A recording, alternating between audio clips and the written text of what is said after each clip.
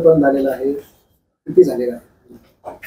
आज नवी मुंबई एअरपोर्टची पाहणी करण्यासाठी माझ्यासोबत आमचे MD, अदानी ग्रुपचे कॅप्टन, त्यांचा सर्व स्टाफ, व्हाईस MD, आम्ही सर्वजण पाहणी केली। अत्यंत समाधानकारक काम चालू आहे।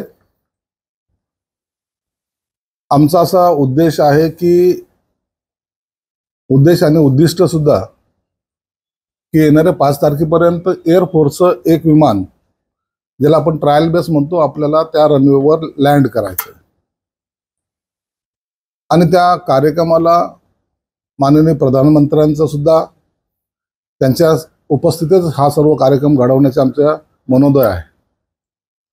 5 तारखेचा हा कार्यक्रम झाल्यानंतर एअरफोर्सच्या विमानाचं सक्सेसफुल लँडिंग झाल्यानंतर मार्च महिन्यामध्ये डोमेस्टिक एअरपोर्ट चालू करण्याचा आमचा मनोदय आहे।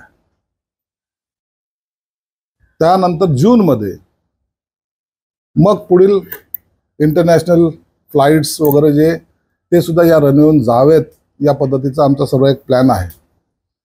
ज्याला गेम चेंजर म्हणतात, ते काम या नवी मुंबईत होत आहेत। अनेक बाबी मी त्या ठिकाणी समजून घेतलेत। त्यामध्ये किती टर्मिनल असणार आहेत? जवळपास 4 टर्मिनल आहेत। त्याची कॅपॅसिटी, विमानतळाची कॅपॅसिटी, तिथं लँडिंग होणारे विमानं किती असतील? जवळपास 350 विमानं आपण तिथं एक साथ पार्किंग करू शकतो, अशी ते कॅपॅसिटीचं ते विमानतळ आहे।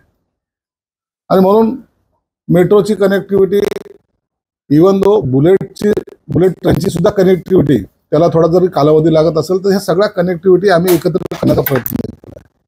कोस्टल रोड आहे, म्हणजे सगळीकडनं सगळ्या चहूबाजूने जरी आलं तरी आपल्याला मुंबई विमानतळ हे लवकरात लवकर गाठता यावं, हा त्याच्या मागचा प्रयत्न आहे।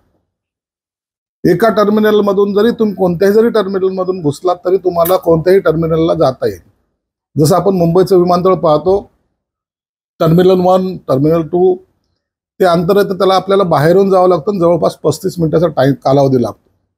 तसं न होता एकाच याच्यातून रूटमधून कोणत्याही टर्मिनल तुम्हाला जायची व्यवस्था त्या ठिकाणी केलेली आहे। एक चांगलं इंटरनॅशनल लेवलचं विमानतळ मला वाटतं या ठिकाणी सिडकोच्या सर्व सहकार्याने, MMRDच्या सहकार्याने इथं अस्तित्वात येत आहे। आणि हा खऱ्या अर्थानं विकासाचा मोठा माइलस्टोन ज्याला म्हणता येईल, तो या नवी मुंबईमध्ये येतोय।